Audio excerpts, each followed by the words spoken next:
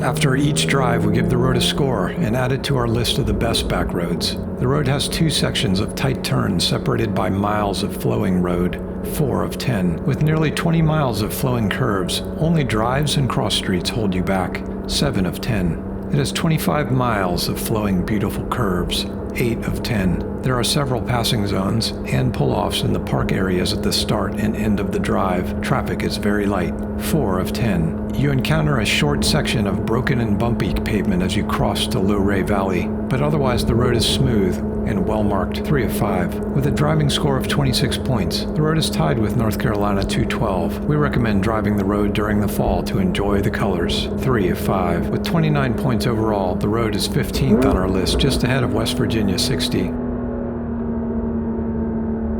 If you enjoyed the video, drop a comment to let us know. Check the channel for a playlist with every video on our Best Backroad series. If you haven't already, subscribe and join us on our next drive as we continue our mission to find the best backroad.